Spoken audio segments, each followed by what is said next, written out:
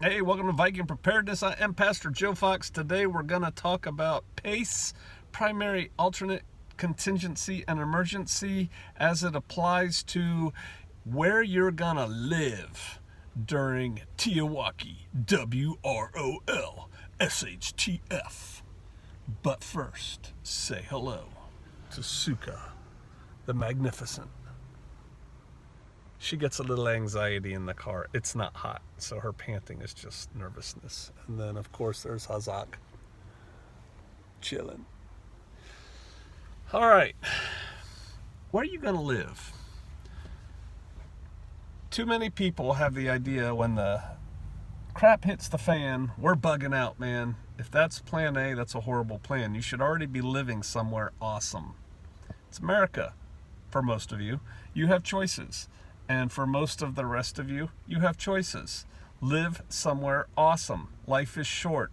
Go live there now. Why are you living someplace you don't like? Don't do it. So you live someplace awesome. Good. When the SHTF, you're going to stay home. That's good. That's where all your stuff is. That's where your people are. That's where your network is. That's where your tribe is, hopefully, all those things. But PACE, that's your primary plan. What's your alternate? All of a sudden, home becomes untenable. You must leave. Where are you going to go? Alternate location. You need an alternate bug out location. Now, wouldn't it be nice if you could just have an alternate, a contingency, an emergency that were all like your wonderful homestead that you live on now? You just have an alternate homestead and a contingency homestead and an emergency homestead.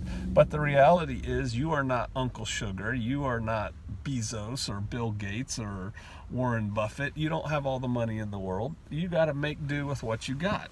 So for many people, a secondary location with a hard structure on it is not impossible. Whether you buy a beach house, a lake house, or you put a cabin or trailer, like camper trailer or single wide trailer that you buy, perhaps used, on someone else's property. Aunt Millie is what I refer to her. But it's like, hey, Aunt Millie, I know you're 300 miles away, but can I just put this here and some stuff here, and if anything ever happens, maybe I can come here. That kind of thing, right? So that's an alternate plan. Contingency. If you spent the money to buy a place, the vacation cabin, or you put a hard structure on somebody else's property, it's getting a little iffy for your contingency plan for most people. Most people don't have the money to go buy another piece of land with another house that you also want to stock, with stuff. And yet and still, Pastor Joe's telling you you have to follow PACE. You need a contingency living location, place to bug out to. The idea that comes to mind for me, that some of you may actually be familiar with, is what I call the spike camp. I've never stayed in a spike camp. I've read about them, and my son was the one who first had the idea, and so a little bit of story time. I had a friend who became overnight a multimillionaire. He was a cool guy. He stayed cool after he got all his money.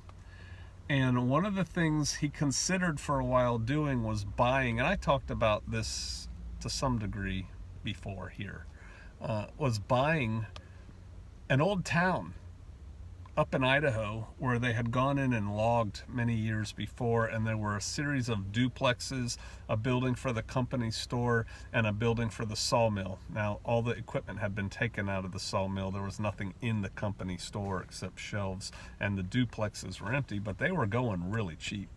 And he was considering buying the whole thing and then turning it into a Christian retreat center / bug out location. And we were talking prices, and I was thinking I can buy a duplex there, and I'll just store all my stuff there, extra stuff. And if we have to, we can bug out there. Wow, this is going quick, sweetie. I didn't know you were going to be back that fast. So I'll make this quick. And then my son said he could scrape up enough money to buy half of a duplex. Him and a couple buddies were going to scrape up the money and buy half of a duplex, and they were going to do the same thing. They were going to put bug out stuff there so they could go there. But then and this place was up at the end of a very long dirt road with nothing around it. You know, by the time the forces of evil came to that part of the country and then took the town below, they'd have plenty of time to know that they were coming up this long road to get them too. And so my son's plan was he was going to establish a spike camp out in the far beyond, like, you know, 2 days horse ride up further into the mountains. And my understanding of that is it's like a cowboy camp that you just leave out there, like a tarp.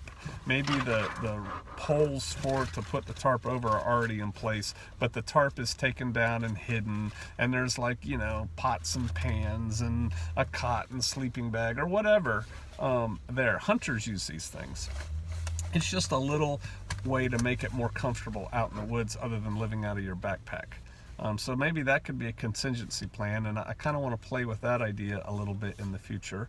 And then another idea that I thought of, okay, so then what's the emergency plan? And this is what I'm going to get to. I think I'm going to pack a series of 5-gallon buckets, and they are going to be like a very bare bones spike camp. Not as nice as a spike camp, but what can I put in a 5-gallon bucket that's inexpensive, that I can spread all over the country? You know, one here, one there, one there. That's why it's got to be inexpensive, because I may never see them again after I emplace these caches. But, you know, a place that you could dig up this bucket and then set up camp and live as an emergency thing. So that's what I've been thinking about. I'll read your comments and probably incorporate them into my grand plan for the grand video. Okay, food has arrived. I need to get driving. Y'all think about that. Where are you gonna live in crazy times? Primary, alternate, contingency, and emergency. One more thing, because I was gonna say this video is gonna be longer, but we gotta go. Bushcrafting skills help a lot here as you start getting further down your pace. Knowing how to make yourself comfortable in the woods, important skill. All right, you want to say goodbye to the people? Shalom. All right, I'll see you out there.